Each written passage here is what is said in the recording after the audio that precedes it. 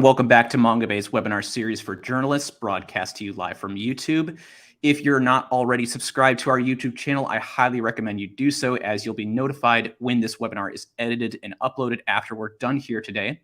So today is our final one for the year, and it explores how to cover wildlife trafficking. So if after viewing today's webinar, you have a story idea that you'd like to pitch to us, as always, we heartily encourage you to do so by visiting mongabay.org. Head to our opportunities page, link to from there, scroll down the page, and click on illegal wildlife trade. And while we appreciate any pitches that you send to Mongabay, we also encourage you to pitch your story ideas to other outlets, if not to us. So don't forget to sign up for our occasional email newsletter, which you can also find on the opportunities page, which shares new paid reporting opportunities and job openings here at Mongabay. So just like past discussions, our panelists will answer roughly 10 central questions today. And at the conclusion of the hour-long session, we're going to open up the floor to your questions. But first, I want to get started by introducing our panelists, starting with Simone Haysom. Simone is the thematic lead on environmental crime at the Global Initiative Against Transnational Organized Crime. She leads the work of the Market Monitoring and Friction Unit, which uses digital technology, including machine learning-enabled processes, to understand and respond to illegal online marketing of wildlife products. With a background working on drug trafficking and conflict-induced urban displacement, she has over a decade of experience conducting qualitative fieldwork in challenging environments and analyzing how urban development, corruption, and organized crime evolve and intersect. She is the author of The Last Words of Rowan Dupree's Murder and Conspiracy on the Cape Flats, published by Jonathan Ball. It is great to have you here, Simone. Thank you so much for joining us. You were muted there for a second. Sorry. Oh, sorry. I just said it's great to be here. Thank you so much for having me on the show. And also joining us is Dwi. Dwi has over 16 years of experience in combating wildlife trafficking, specializing in tiger, elephant, primates, pangolin, reptiles, birds, and manta rays. He is currently a research fellow at the Center for Transdisciplinary and Sustainability Sciences, and was formerly a counter-wildlife trafficking specialist with the Wildlife Conservation Society. His expertise includes illegal wildlife trade crime prevention, crime scene investigation, community-based investigative techniques, data analysis, and many more. Dwi, thank you so much for being here. Good night and good morning, Mike. Thank you for the introductions. And lastly, but certainly not least, is joining us is reporter and author Bryan Christy. Bryan is the author of the novel In the Company of Killers and the nonfiction book The Lizard King. He is the founder and former head of special investigations at National Geographic and a National Geographic Society Rolex Explorer of the Year. He introduced wildlife crime reporting to National Geographic and developed numerous important investigative and storytelling techniques that contributed to the arrest and prosecution of key wildlife traffickers, the passage of new laws around the world, and the closing of China's ivory market, saving tens of thousands of African elephants. He has testified before the U.S. Congress on terrorism in Africa and has provided trainings for investigative journalism programs, law enforcement, Interpol, CITES, and national government officials around the world, emphasizing his results-oriented reporting technique. Bryan, thank you so much for being here. I'm delighted to be here. And I am your host and moderator, Mike DiGirolamo, the Audience Engagement Associate for Mongabay. And we're going to go ahead and get started. So just to reiterate, we'll be giving each panelist an opportunity to address each question, and then we'll be holding a 15-minute session at the end for your questions. So if you do have a question, feel free to go ahead and drop it in the chat, and we'll address it at the top of the hour. And just as a reminder, you'll be able to view this entire webinar on demand on our YouTube channel in about 24 to 48 hours. Timestamps and any resources shared today will be included in the description. And if you registered for this webinar, you'll be receiving a publication notice directly to your inbox, along with a brief survey, which we hope that you fill out.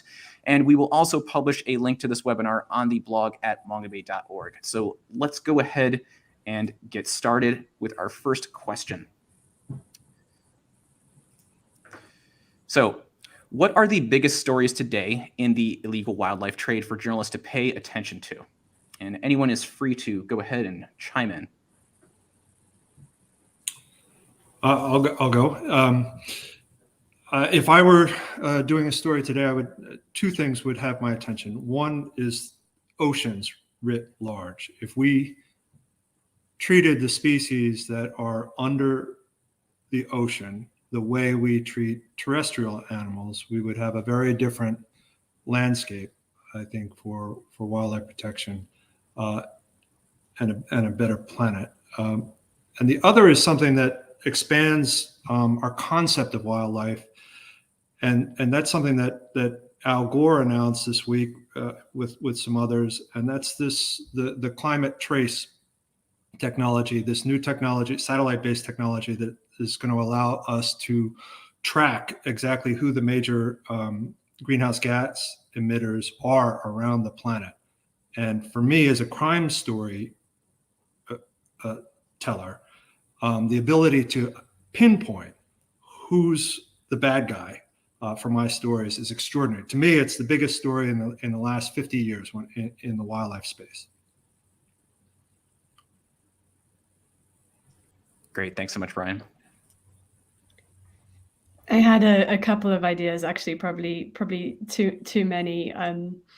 But one thing that occurred to me immediately after the conclusion of CITES is that species in the global exotic pet trade have just gotten a whole lot more protection. And I think that there's probably a lot to say, including about how that manifests on the online world and whether that extra protection from CITES will actually translate to a change in the trades, and also how they could be regulated differently if there isn't complete prohibition. I've seen over the last decade as well such fierce debates and also such terrible consequences around the securitization of conservation linked to the illegal wildlife trade. I think there's a big shift in that debate at the moment, and I'm really keen to see stories that explore what the alternatives are and what it means when communities and people living close to parks are not seen as part of the problem, but are seen as part of the solution. How does that work, and what are the outcomes? I think, lastly, I'm also interested in what I see as really a huge legal revolution. There's been a huge extension of prohibitions and protections to species. There's also a huge conversation going on around different legal proposals for changing the laws that define what a crime is.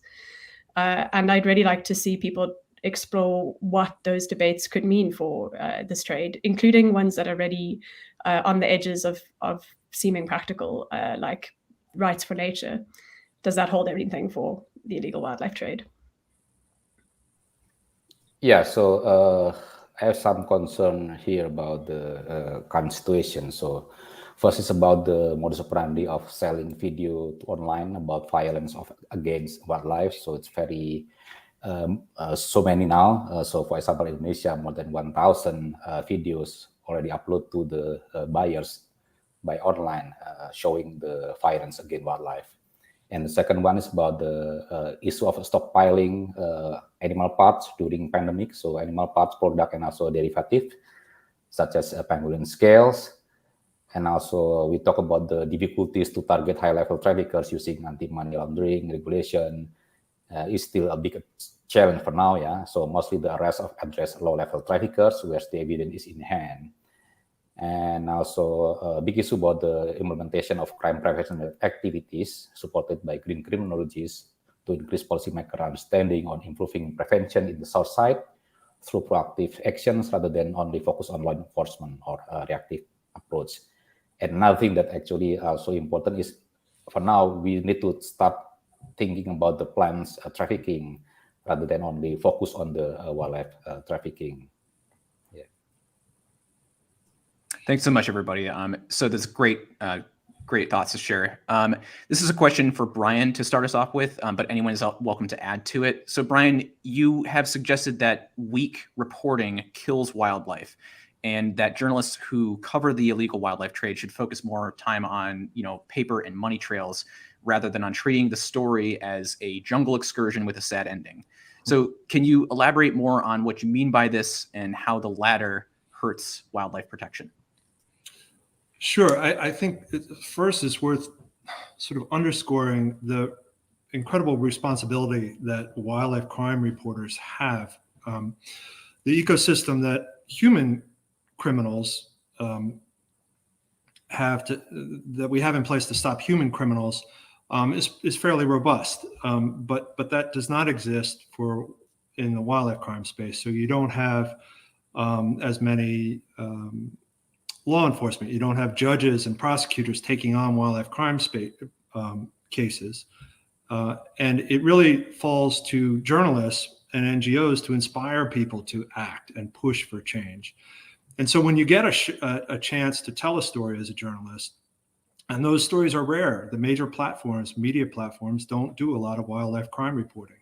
And when you get that chance to tell a story, if you simply tell what many people do, a kind of Wikipedia version of the problem, here's the animal, here's me with the animal in the wild, here are some NGO experts, their comments, here's the law, here's CITES, a brief explanation of CITES, and then an end with, here are the statistics on the animal, and we hope things get better. That kind of reporting is basically a Wikipedia page, and it does nothing to inspire change.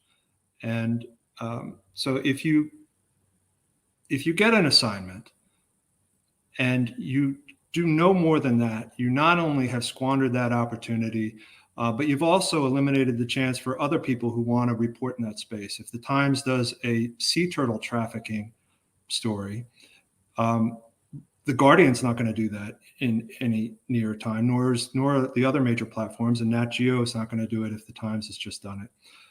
So it's really incumbent on journalists to take these on as crime stories. They're not nature stories; they're crime stories, and tell them like crime stories. And I'll have more to say on that. But that's what I'm getting at. Thanks so much. Anyone else?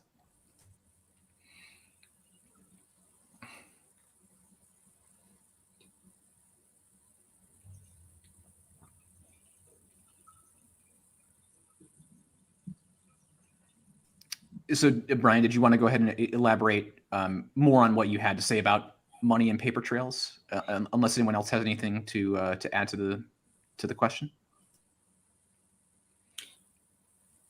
So, to build on that,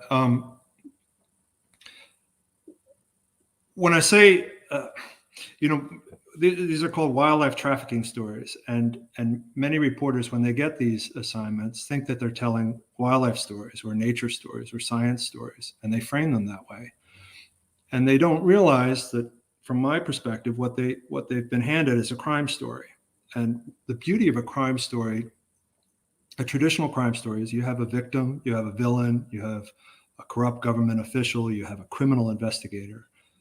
You have basically all the elements of what you see on television that people watch day in and day out. And they're entertained by those, but they're also attracted to those stories. They want to read those stories. They don't feel powerless and sad the way most endangered species stories leave them feeling. And the beauty of a plot-based crime story is that you can pack it with a lot of information, all the science that we need to tell in a wildlife crime story, all the information about how an animal behaves, what is this animal? I mean, human crime reporters don't have to explain to the audience what a human is, but we have to, as wildlife crime reporters. We have to talk about the ecosystem. We have to talk about the laws that govern. All that has to be put in our stories, and it's a bigger burden. What the beauty of a plot-based crime story is, a plot-based crime story has a very strong back, like a pack horse. You can pack a lot of facts into a story with a strong narrative. So when I say you should be looking at paper trails, I'm saying these are organized crime stories, and I approach them the way I would a mafia story or a drug trafficking story, and then I write them the way I would a novel. Thank you so much for elaborating on that. Well, if we don't have anything else to add to it, I'm going to go ahead and move on to the next question. And this one, has to, deal with something that we're all pretty aware of in this day and age. and that's social media. So what does the rise of social media and online marketplaces mean for wildlife trafficking? And how has law enforcement evolved to address this issue? And similarly, how have journalists have had to evolve different ways to cover it? Yeah, so if we talk about the online wildlife trafficking using social media and also e-commerce platform, so we understand that wildlife is a profitable commodities and also involving multi-taxa species. And if we talk about online trafficking, this is about the global coverage to attract buyers, and they also only display image and video to cover and also to to hide their identity using an anonymous account. And no language barrier, so because they can use Google Translate to talk with other language, yeah, so it is real, yeah, and also mostly facilitated by cargo expedition, boosted by dropshipper, and we also detect a third-party account to protect the layers of buyers and traders. And if we talk about the online, we also deal with the low volume of animal that were sold, but also huge in total. Online trafficking is easy to detect, but more effort to reveal. And also online trade actually operated by organized criminal groups. And this the way how to reveal the online trafficking is using digital forensic and tracking financial flow is our key tools to open or to reveal that modus operandi. Great, thank you, Dwi. I have a sort of one big ask when it comes to this question and journalists. I think that there is now quite broad awareness, at least amongst people that are looking at conservation, that there's a fair amount of endangered wildlife that is being sold online. People might know more than that, like that, you know, a lot of it is concentrated on social media, it's on the open web, it's in some parts of the world, Facebook private groups have become really the locus of the problem. Something that I would really like to see is for this story, and I think it echoes a lot what Bryan was talking about, is to be covered not only as a conservation or wildlife story, but as one that's very crucially about a political story about tech regulation. I know, Mike, you had asked about policing, and I think policing is key here. But I also think that there are huge challenges to what police will be able to achieve monitoring and trying to crack down on these markets, given a lot of sort of the gray areas that are thrown up by jurisdiction online and other issues, and that effective regulation will really only come when there's both effective action from the private sector and from law enforcement.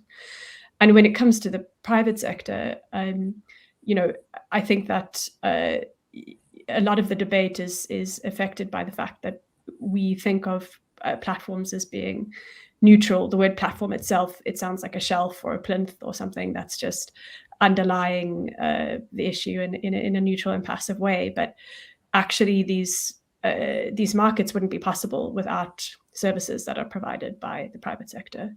They just wouldn't exist. And there are real questions that need to be asked about the decisions that are being taken inside companies, about how much money they spend on the problem, how many people they assign to the problem, the methods that they're using to deal with the problem, what priority it has, going beyond just asking whether they're part of the global coalition to end wildlife trafficking online, but really asking them hard questions about what they're doing about it.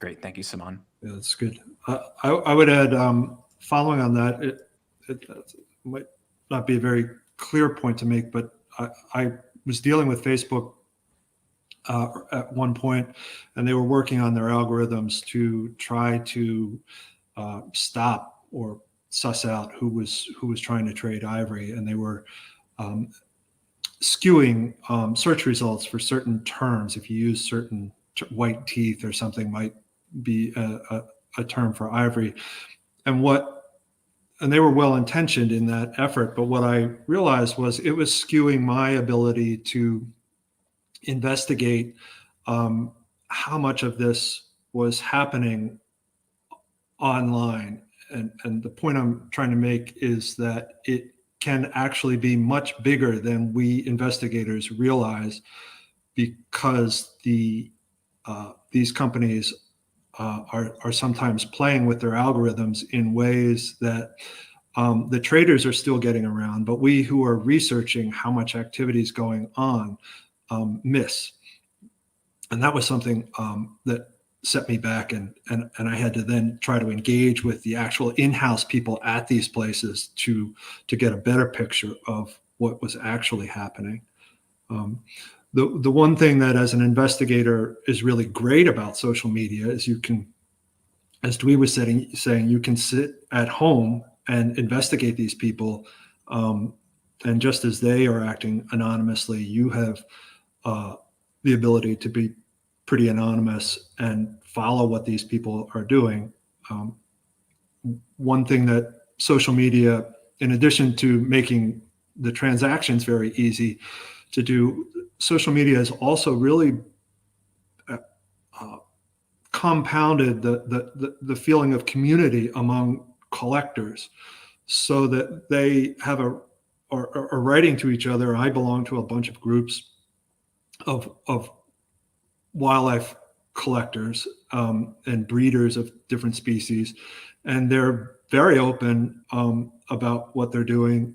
Most of it is legal, of course, but you get this sense of this community reinforcement that leads to trafficking of the rare versions of this same species. And so the point there being that it's worth, as a reporter, investigating the community aspect of animals in trade.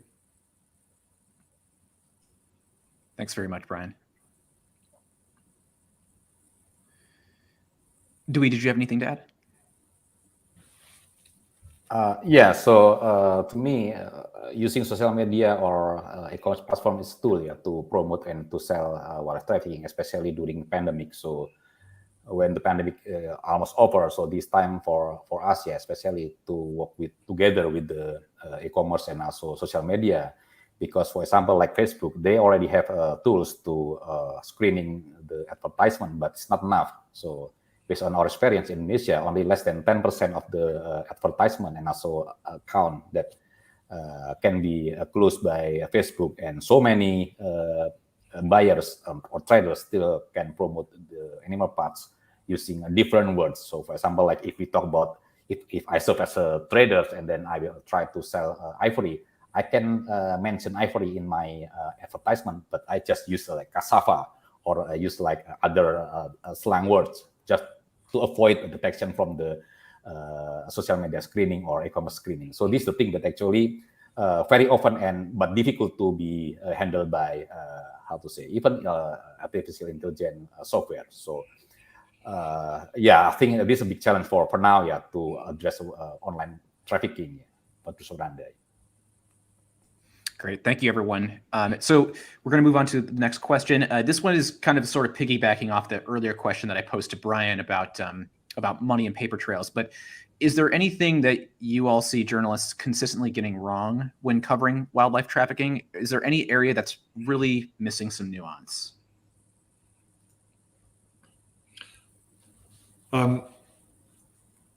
The biggest problem, I think, in terms of storytelling, and this is different from investigating the story or deciding which story to tell, which are separate questions.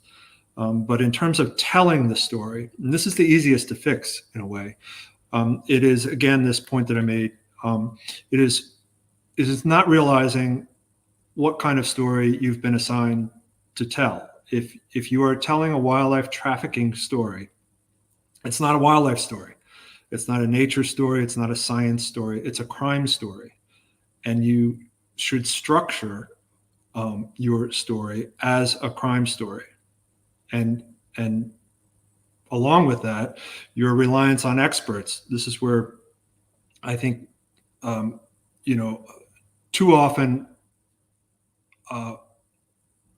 storytellers rely on the experts in the field, and you can, and they're all the usual suspects after a while, particularly in the elephant space, but it's the same for many species. There are 5 people around the world you go to tell that for their opinion on, or their expertise in this space, and it does not advance.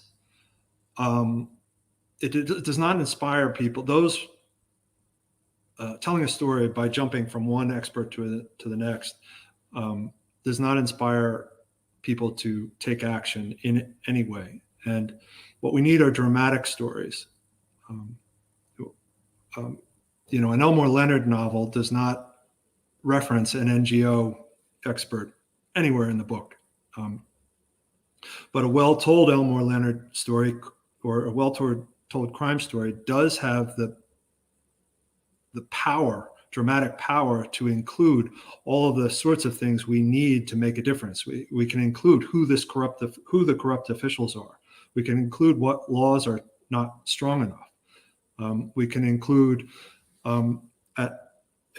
if you have the space, and something that I sort of evolved into as a wildlife crime writer, is I realized I was bringing people to my stories, and I could include in my wildlife crime stories about poverty, and stories about disease, and stories about terrorism. And a strong plot-based story is strong enough to carry all of that, and you can really make a difference with stories that remember that these are crime stories and not nature stories. Thank you very much, Bryan. Yeah, so if you talk about this question, so we have a long, how to say, a list of publications that the journalists actually continue to publish the price of wildlife in the market. So actually the market is not affected by the price, but in the news, because the market actually controlled by the price. But if the journalists mentioning the price, it can affect to opportunistic traffickers to poach or collect the species because they want money. Yeah, they don't know exactly about the market, but they just want money, so they can do poaching or other illegal activities. And also, we identify that lack of research by journalists. They put wrong species name of confiscated species, or we understand that the authority very often to mention wrong name of species, and journalists just copy that. So this thing that actually very common happens. Yeah. Thanks, Dwi.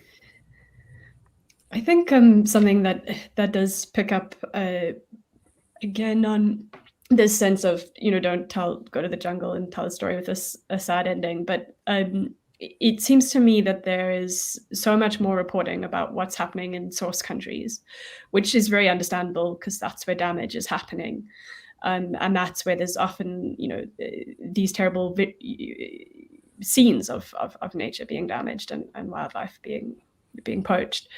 But what we know about wildlife trafficking supply chains is that there are other places far away from the scene of the crime that are hugely important. There are places where wildlife is consolidated, places where it's laundered, industrial centers near to or in consumer countries, which are hugely important for those products reaching market.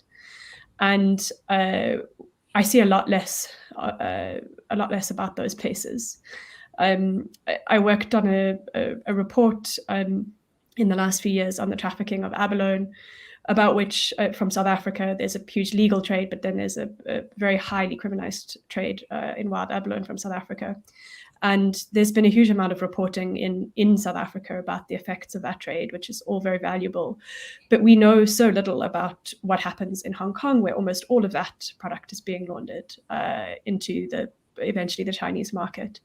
But there's a fascinating story there about who controls the seafood markets and how certain key families wield huge power, how something like the abalone trade chain can be completely vertically integrated, which is something that we found, and why so few questions are asked, what enables that to be possible, about where vast amounts of seafood, not just abalone, are passing through.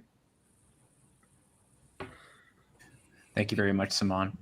So we're going to go ahead and move on to the next question we have here, and it's a pretty big question, so take your time. But what do you think are the most promising solutions to the illegal wildlife trade? Are there any in particular that you wish that journalists were talking about or highlighting more?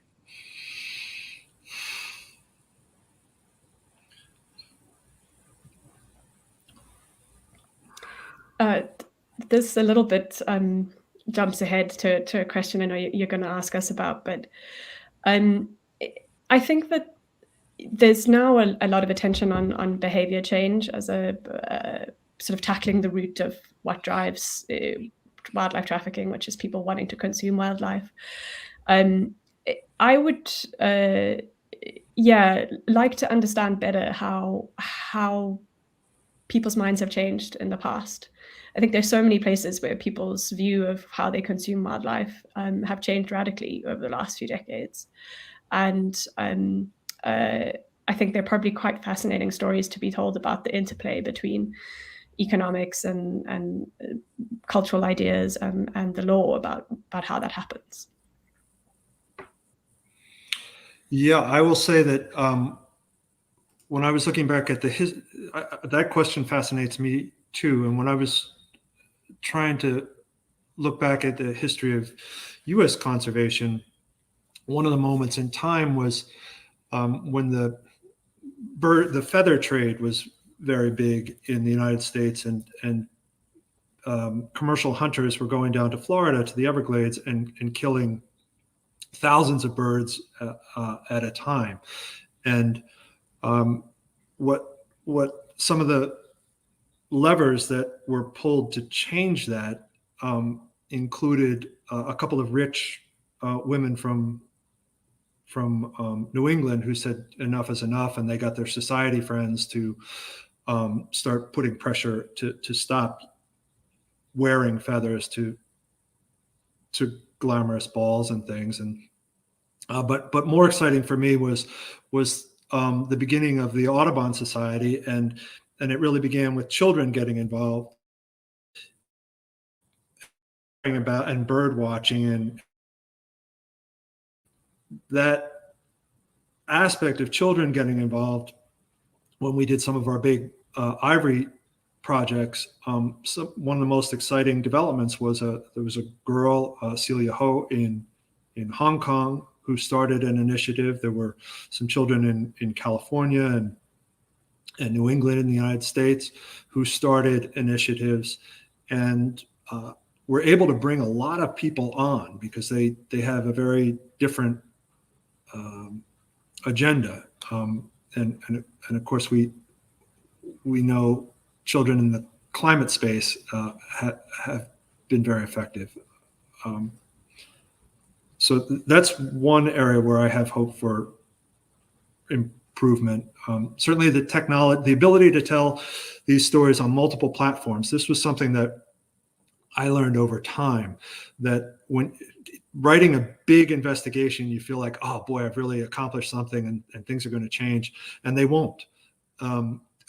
You can't take a single bite at these problems. You have to, if you really want to be impactful and strategic about it, you have to think in multiple layers. You have to think, okay, here's my print story, the major feature, let's say if you're a writer.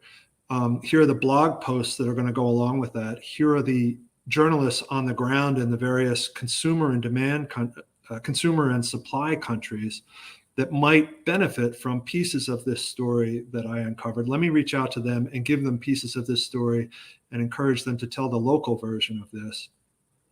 I've written it in print. Can we get a documentary team together to do something on this? Can we get a podcast set up on this? If we're going to have an impact, it requires this multi-platform approach to change. And what's exciting is every day we become, as individuals, more and more enabled to harness a number of these platforms. And of course, Mongabay is a great example of an entity that's able to put these stories out, and has great people on the ground in lots of these places, which give a really authentic face to these stories.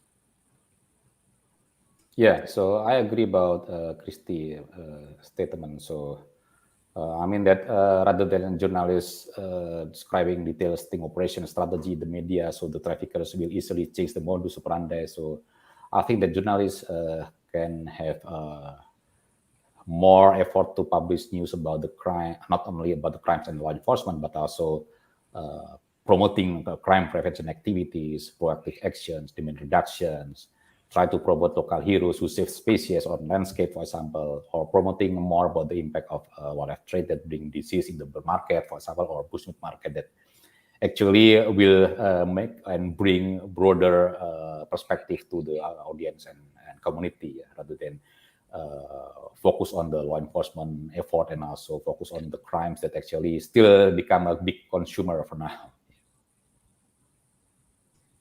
Great. Thank you so much. So actually, this question sort of piggybacks on the answer you just provided there, Dwi. How does corruption aid wildlife traffickers, and how prevalent is it? Is there anything being done currently to fight it, and how can journalists more effectively cover the corruption and the solutions? Yeah, so globally, actually, law enforcement rate to wildlife trafficking is stronger today compared to 5 or 10 years ago. Yeah. So, but now corruption already still there, and now it's more invisible. So, high-level traffickers actually bribe corrupt officers to turn a blind eye and not to help them directly. Yeah, different compared to 5 or 10 years ago, where the traffickers directly like serving protection or something like that. And the traffickers for now also try to bribe the justice system so that they will get a light sentence and not to release them from the jail because it will certainly get suspicion from the journalists on also social media. So that's the main issue for now, yeah, about the corruption. Thanks so much, Dwi.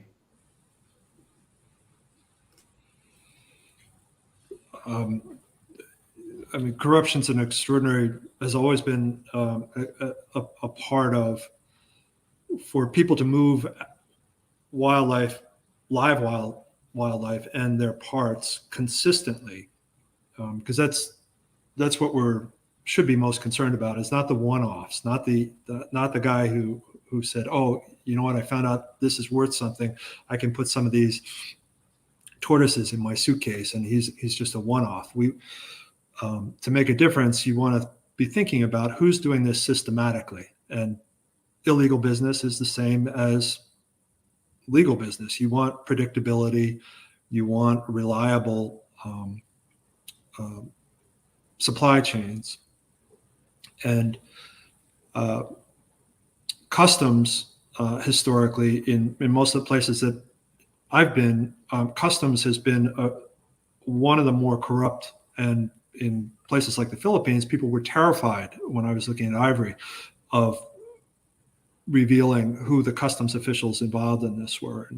And customs has always been on my radar, and I didn't do enough, haven't done enough in that space to look at customs as potentially a kind of syndicate where they are, even if they're customs for different countries, there's a potential that they're operating together on certain products. And that's something that's always intrigued me. But corruption is a very dangerous aspect of the illegal wildlife trade. And I always felt privileged as an American traveling abroad to tell these stories, because I could go home and it was relatively safe for me. And I was dealing with NGOs and journalists on the ground in these countries. It's a very difficult topic for them to take on because they're exposed when they do that. And so if you have a chance as a foreign journalist to expose some corruption, you're doing a service that often local journalists can't do. One thing we found with Geographic is if we reported on corruption, a lot of in Malaysia, for example, the press was government controlled or influenced, and they couldn't report on corruption, but they could report on what National Geographic was reporting. So if we talked about corruption, they would report on that, and it would put a corrupt official or wildlife department in the news, and it was very effective.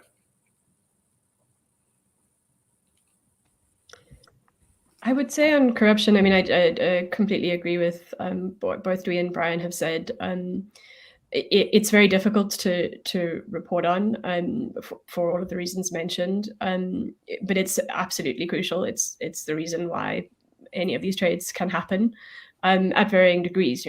That could be quite petty corruption, or we've seen in various wildlife trades, which were high value, extremely serious corruption at high levels of the state. I think one of the things that at the organization where I work, the Global Initiative, does across different crime types is always try to understand what are the systematic drivers of corruption. Very often, corruption is a lot more organized than people give it credit for.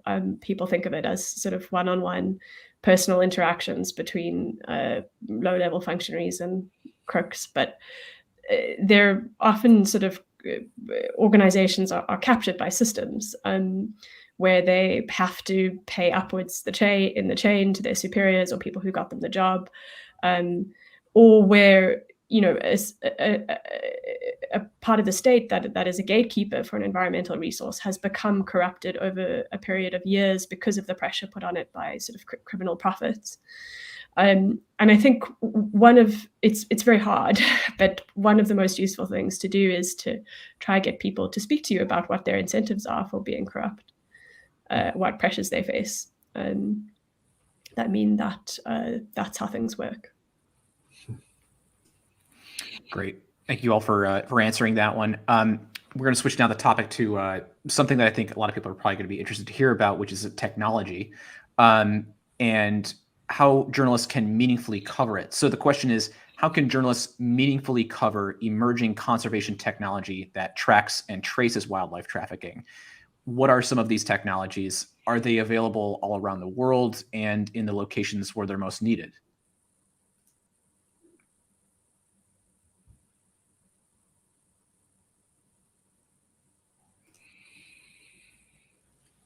I'll start.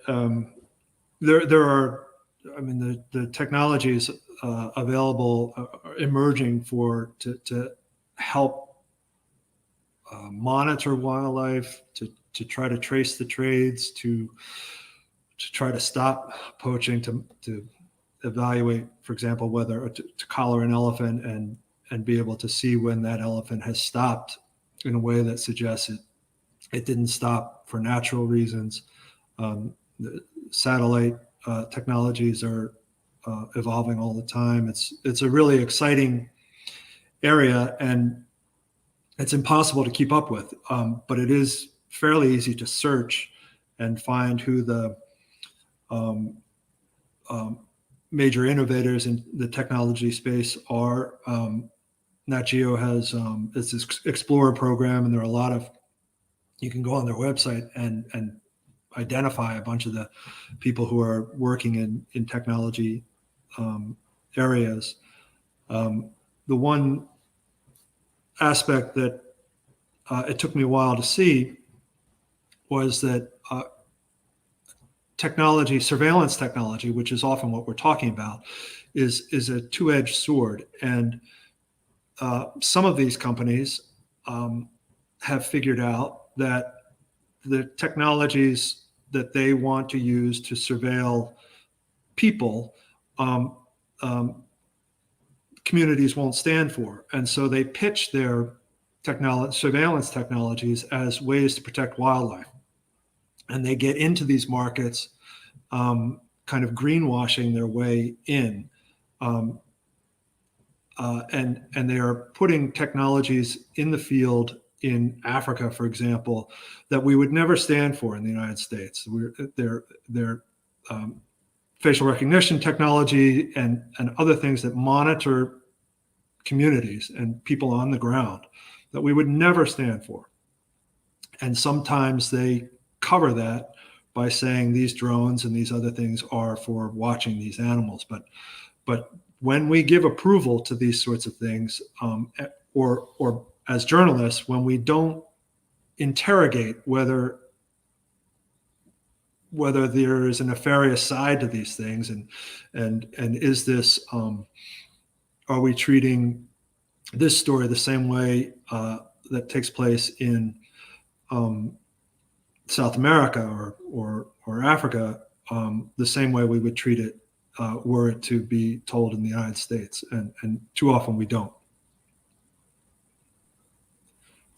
Yeah, so if we talk about the technology, actually many technology can be applied for helping the authority, for example, to combat wildlife trafficking in the world. Yeah.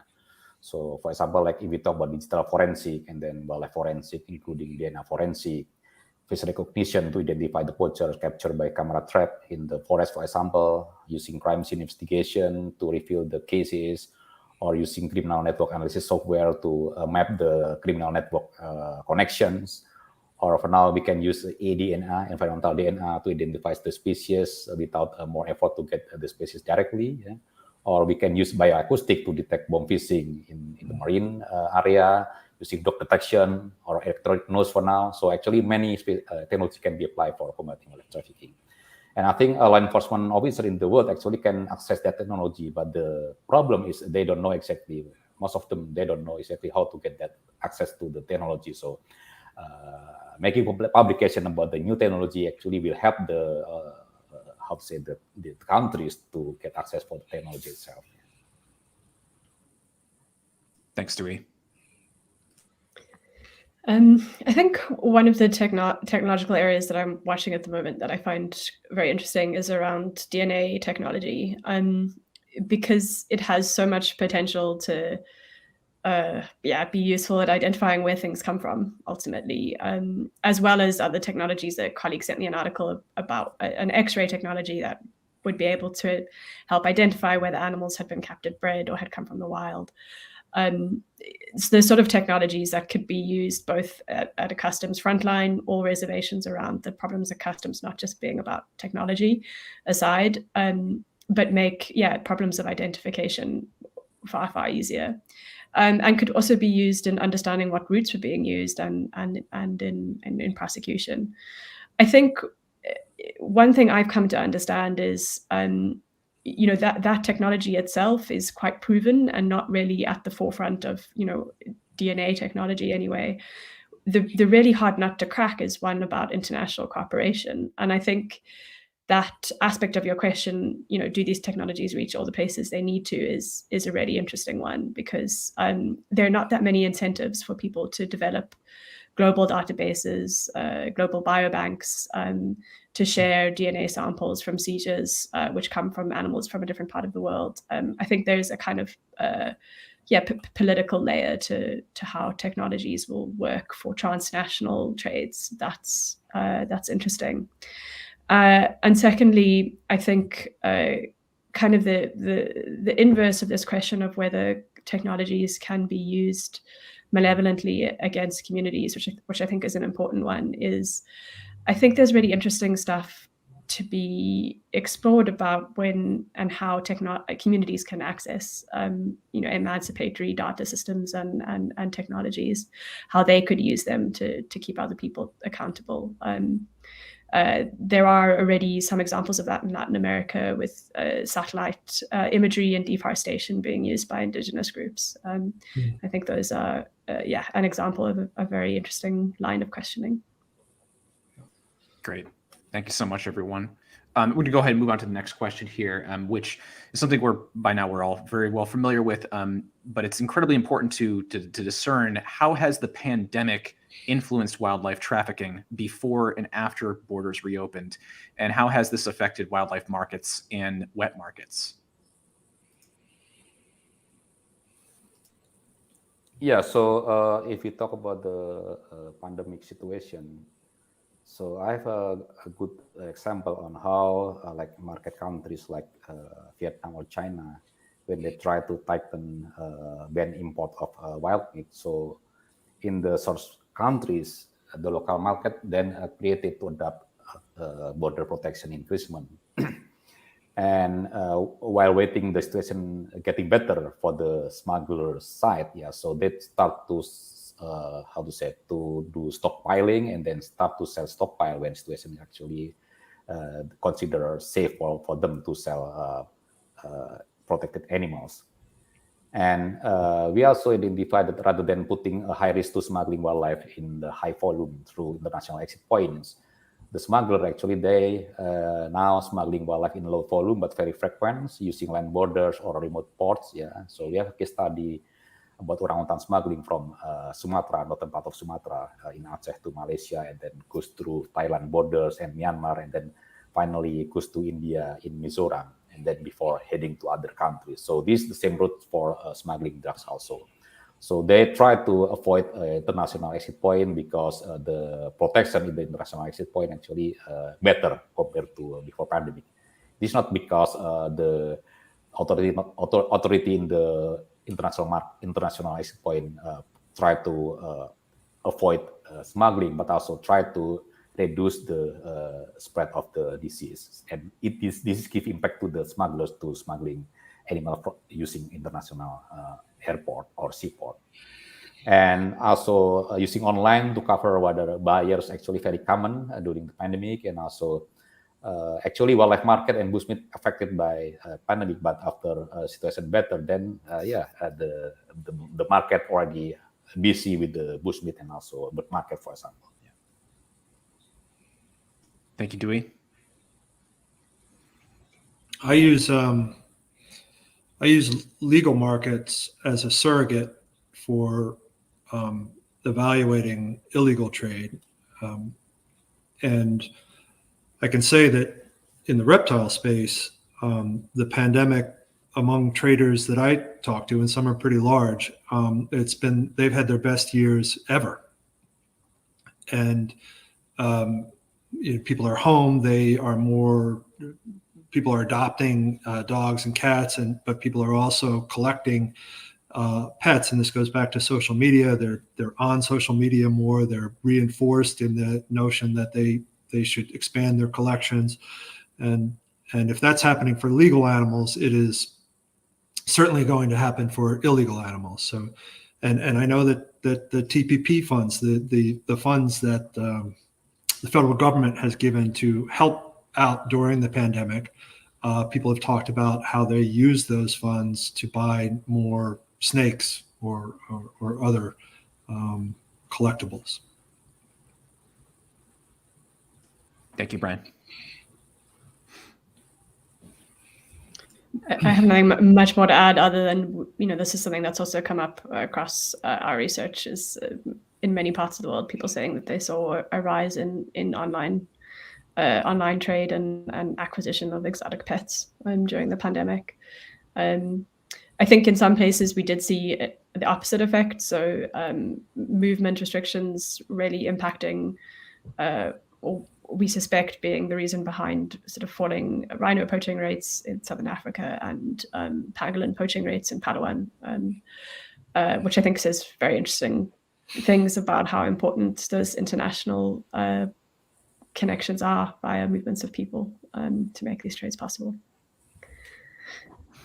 Thank you so much. We've got a few more questions that we're going to try and there's actually a couple of audience questions that already are congruent with some of the questions that we're going to go ahead and address right now. But first, I want to talk about talking about locations. So here at Mongabay, we work to keep the geographical details of our reporting about rare or newly discovered species vague to ensure that we don't enable illegal wildlife trafficking. Have you all noticed that journalists sometimes can unwittingly enable illegal wildlife trade? And what do you recommend reporters do to avoid this happening?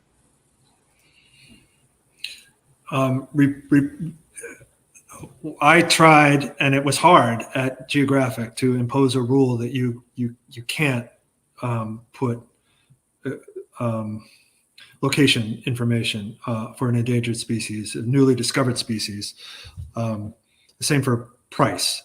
And there's a really fun story about what happens when you expose an animal. This isn't a discovered species, but this is an old story, but it's one of the cornerstones of wildlife trafficking. In 1981, Nat Geo did a major story on wildlife trafficking, and the reporter went all around the world and talked about species, chatouche, the Tibetan antelope, and various species, snow leopard pelts, and and rare birds and things. And he went to Thailand and took a photograph of a guy named Mr. Dang who had a white python around his neck.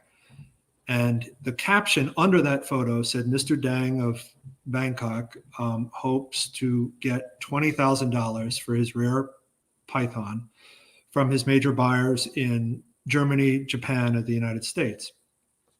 Well, smugglers, traffickers read National Geographic to identify species to smuggle. A couple of Americans read that article, saw the price that Dang was offering, knew what they could get for the snake, flew over to Thailand and stole that snake from Dang. And they brought it back to the United States and started breeding it instead of just trying to sell it as a one-off. And they started breeding these albino pythons, created a industry of white animals that then evolved into other genetic morphs.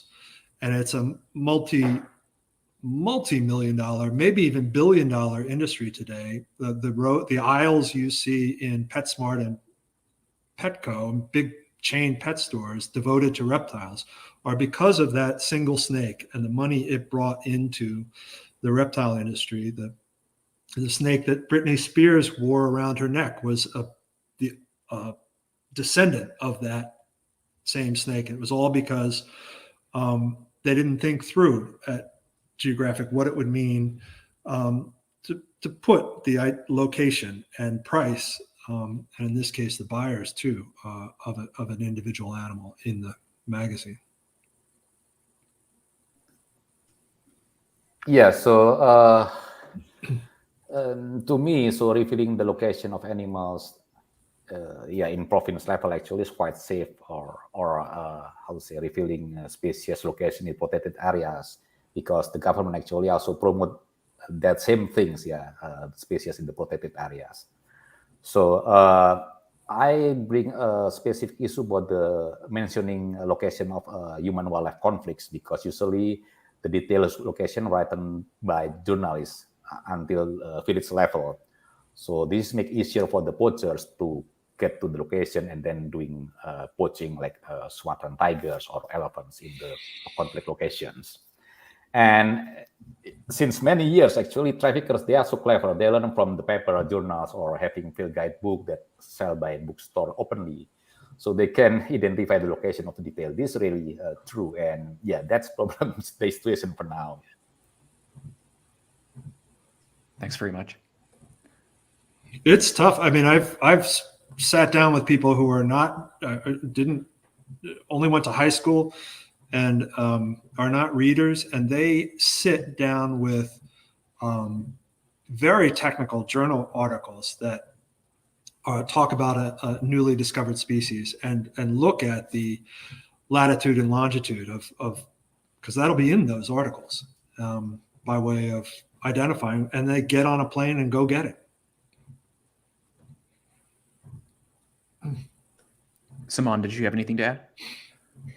No, I mean, nothing personally beyond that. I know that this is a major issue, and it's also become standard practice in academic journals, as people have said. I know it's a huge issue in the orchid trade, that people, an orchid will only grow in the shaded side of a small valley, and collectors can wipe it out within a week of it being announced. Well, I thank you all for elaborating on that. We just have like a minute left before we're supposed to engage in the audience questions. But we actually already had two more questions that are planned that audience members have already asked. So I'm going to go ahead and breach those right now. One of them is what are some examples of effective tactics or campaigns that people have used to specifically to try and reduce the demand for wildlife? Yeah, I put the issue about this question. So, I mean that if you talk about species that are legal for trade, so having a good campaign on animal welfare or improving animal care can extend the lifespan of the animals being kept by the owner. So it will reduce the potential of to buy the animals again. Yeah, for example, like that. Or other example is like the traders in the market. They can get a socialization about how to prevent the infectious disease in animals, and also improve their treatment to reduce the death of the animal. That's also they don't need to buy or purchase another animal. This is the thing that actually, how to say, we are not trying to deal with them illegally, but try to improve their understanding about the disease, improve understanding about how to maintain or how to nurse the animals, and also how to keep the animals to make sure that they can keep the animals as long as they can without any effort to buy animals again. That's the thing that actually become important to do. Yeah, there's a kind of perverse way of reducing pressure on wild populations. Australia famously lets no animals out. And as a result, so that basically gives anyone who's willing to smuggle out of Australia has a monopoly or an oligopoly on what they're willing to, the laws they're willing to break. Some of those species, some Australian species, breed incredibly well. The bearded dragon is a small lizard. It's maybe the most popular lizard now in the American pet trade. They breed readily. The founding stock, much of it was smuggled out of Australia. Now it's bred. It's hard to stop. If you have a pair of bearded dragons, it's hard to stop them from breeding. But because people are, they're all over the pet trade, you can go into any pet store in the United States and find a bearded dragon. People would be crazy to try to smuggle a wild animal out of Australia. So it's a perverse example of how absolute prohibition actually can hurt wild populations, and allowing captive breeding can take pressure off the wild, which is what all smugglers say. But there are examples where it does work. I'm quite interested in a story that was just told to me in briefly by a colleague who works on a parrot-focused NGO about the huge decline in the US closed its markets to wild caught birds in the 1990s, I think it was, and the EU followed suit in the early 2000s, and those were the two largest bird markets in the world. And that is often portrayed as being a story about the effectiveness of closing markets and prohibition. But what had been told to me is that the part of that story that's less well known is how much NGOs and animal rights groups, the campaigns that they had also done in those same markets around the same time to try and shift people to less harmful forms of consumption. So away from species that, they could say rightly were terrible as pets, very hard to look after properly, could be linked to disease. I don't know exactly what their messaging was, but I think that story is probably one, again, where there's an interplay between the law, economy, the fact that captive breeding was possible for within those countries and affordable for the consumers, and then also this messaging.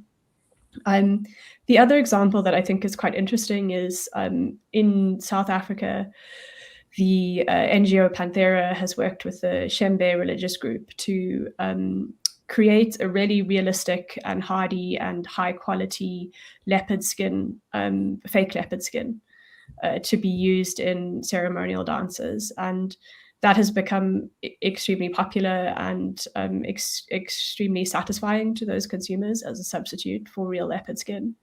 I know there's also ongoing work in West Africa around the use of vulture parts in traditional medicine, and working with traditional healers associations to find herbal substitutes for those parts. So I feel like there is both ongoing, recently concluded, and more historical examples, quite a lot of them out there if one knows where to look. I'll follow on Simone's really good point that one aspect of the wildlife trade that's not touched on enough is the cruelty involved in the legal businesses, whether that's farming of animals, but I'm thinking of the exotic skin trade, python skins and monitor lizard skins that are used for handbags and belts and things. We have not done enough reporting on the cruelty behind those industries, the way those snakes are captured, and I've spent time in the slaughterhouses. The way they are killed is incredibly painful for those animals and primitive. And a few of the major houses have stopped their use of major fashion houses have stopped their use of exotic skins, but LVMH, which is maybe the biggest luxury goods producer in the world, has not. And I think to the extent we can influence through storytelling people's consumption, one thing is to people are afraid of snakes and they don't mind in the abstract anything that happens to them. But if more reporting talked about the cruelty, the clubbing seals sorts of stories, we need to have more of those about how the world really works, how we get these animal products. Great, thank you, Bryan. I'm going to go ahead and now I'm going to move on to our audience questions here, and I'm going to pick ones that I think I'm going to try and answer as many of them as I can, but we'll go ahead and we will have a hard stop in about 15 minutes from now. But I wanted to go ahead and address this question that came in. It's a really good one from a gentleman named Scott, and Scott asks, can the panelists comment on the role of whistleblowers in protecting and incentivizing them? Yeah, so I think it happens in many times. So I give example in Indonesia. So some cases of pangolin scales trafficking, actually, the whistleblowers actually they inform the information to the authorities.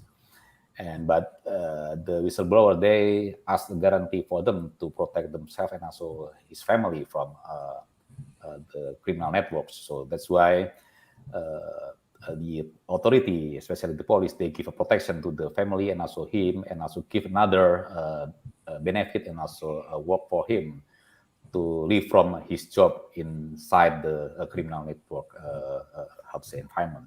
So this is the thing that how the authority try to get information from the whistleblowers, from traffickers inside the networks, and try to attract them by giving benefit and legal activities that can be used by him and the families.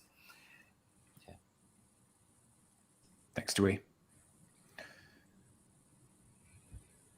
I would say that that would be a great area to explore as a journalist. Is what are there funds available to whistleblowers, and there are. I'm not an expert in this space, but there are efforts to pool funds to encourage people to anonymously report.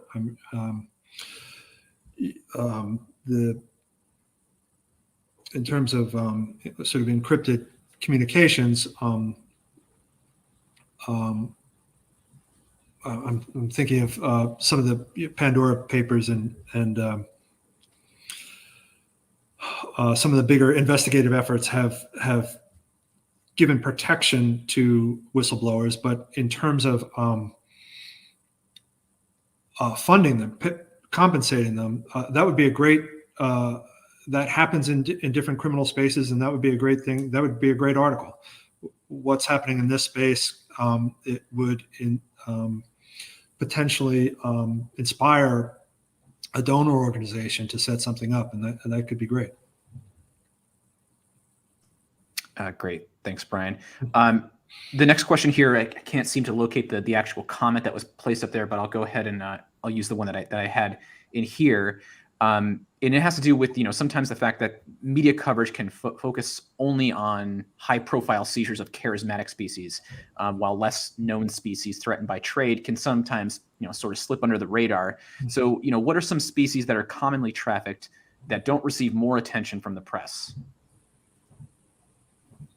Yeah, I think still many. So, for example, like Bryan and also Simone described about the reptiles, about lizards, snakes, freshwater turtles, tortoise, also under the radar, and also marine species like giant clam as substitute of the ivory, corals also high numbers in the wildlife trafficking issue, and also marine shells. These really under the radar of the journalists.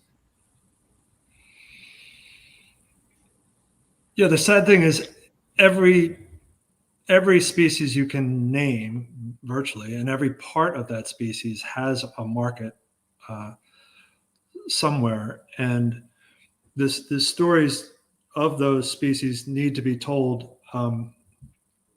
For me, this is a big topic for me. What stories do we choose to tell? I did a major reptile investigation that had years ago that had a big impact in Malaysia, but it didn't have a big impact for a while outside of Malaysia. And along the way, I learned that NGOs, one of the biggest NGOs, did and does sort of market research to determine which species engender the most contributions from people. So, and what they found were tigers, polar bears, elephants were among the species that brought in the most donor money. And I thought, that if that's true, then that is probably also true that would inspire the most people to act to try to conserve those species. And if those species are umbrella species in a natural ecosystem, it is probably the case that they are an umbrella species in terms of civil society and legal protection. In other words, if I can get people inspired to want to protect elephants, the laws that they pass and the actions they take might trickle down to many species. And so I chose to focus for years on some of the bigger charismatic megafauna because they're charismatic and people care about them. But there are other matrices to use to decide which species to go after. And it's not enough to say this is being trafficked. This krill is being trafficked. Krill has no inherent appeal to people. You have to figure out how to tell a story about krill. And I'm using krill as an example because I so want to write a krill story. It's killing me. And I've been that way for years. Same for bluefin tuna, which are basically the elephants of the sea, the rhino of the sea. And we're not getting good stories on them. They're not charismatic megafauna, but there are other ways to tell that story. You can tell that story by how critical they are to an ecosystem, how extraordinary the volumes being consumed by them are, the behavior of an animal that is extraordinary. These are hooks for bringing in an audience to species that are lesser known and, they were never a stuffed animal on a child's bed, which is the charismatic megafauna. Thanks very much, Bryan. Yeah, I would also add, I feel like this issue is partly inescapable, a bit like Bryan is saying, like some species just are so much more appealing to the general public. And, one of my first thoughts on seeing that certain turtles had gotten protection in CITES was just literally, oh, that's so great. The really ugly tortoise that looks like Voldemort in the Harry Potter movies has been listed. I would echo what Bryan saying, but just add that another way to make these stories interesting is also about what's driving the people involved to be involved, or a lot of less charismatic species to the general public are highly traded precisely because they're very weird looking, and collectors want them for those reasons. And sometimes what's compelling about the story is everything around the species rather than the species at the heart of it. I completely agree with that, and that reminds me of Tom Wolfe was one of the great American journalists, and he did years ago. It was called New Journalism, and he wrote this really scathing analysis of how bad journalism was in the United States, and he said journalists need to use the tools of fiction writers, and we need to use signifiers of class in our nonfiction as an example of something. And that's absolutely right. That it's not always the animal that is the story. It can be the incredibly wealthy people who are exploiting that animal. Toad toxins is something that was in the news recently, of these people who are going out to the West, and I don't know if I forget whether they're injected or how they swallow this toxins from toads, but it was all told in a kind of look at what these wealthy people are doing, without any this was a New Yorker piece I'm thinking of, reference that I saw to the exploitation of the species, or the inhumanity involved in exploiting a species that way.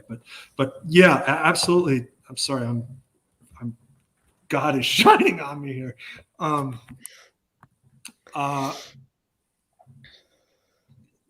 The wealthy consumer in these markets offers a really cool opportunity for a storyteller to talk about species that aren't inherently appealing. Great. Thank you very much, Bryan. I have a question here that I think is probably really important to address. And it's asking, do you have any tips or insights for journalists that are pitching or getting started with their first couple of wildlife crime stories?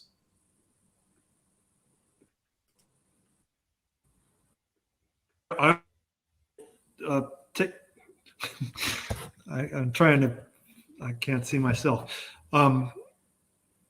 Take a story that you would write even if they didn't give you the assignment, even if they weren't going to pay you. You have to care, to me, you have to care about it that much that you can kind of pay your bills, but go after that story. And if you're that hungry for it, it's going to come across.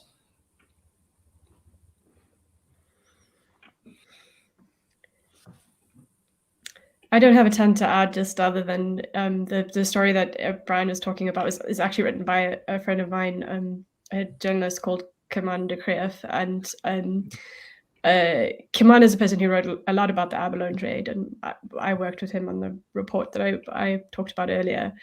And I think that when I think about his career, it embodies a lot of what Bryan has just said, a lot of early reporting about an extremely uncharismatic sea snail, but which really allowed him to develop such enormous expertise about everything else that was going on, and with an eye for the social and the political and the economic around that trade, which I think was sort of his entry point into now a very varied career, writing about all sorts of crimes and all sorts of animals.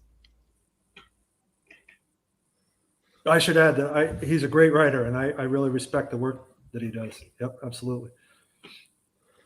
I also have a question here. I think we've already sort of answered it, but I just wanted to make sure that she got a chance here to say hi.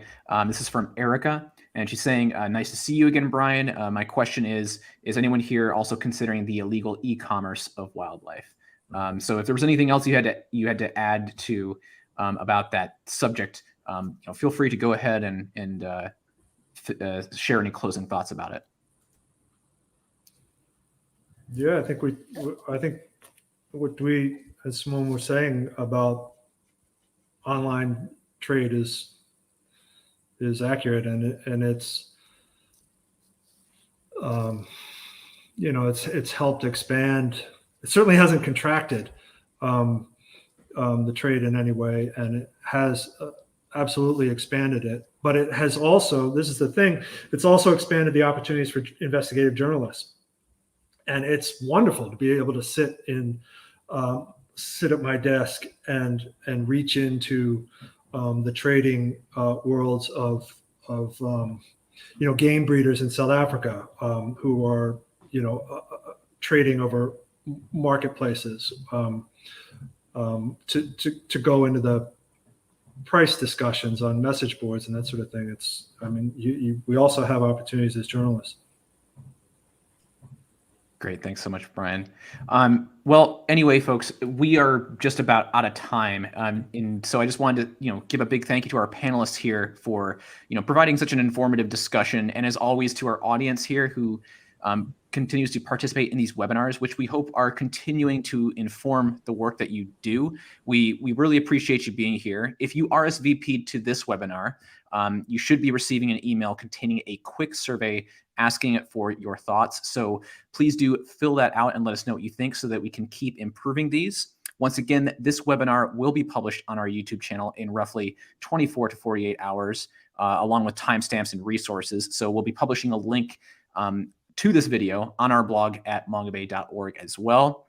And again, if you have any ideas that you'd like to pitch to us, you can do so at that opportunities page at mongabay.org. Just scroll down, click on illegal wildlife trade. And please do sign up for our occasional email newsletter, which shares paid reporting opportunities with us, as well as job openings.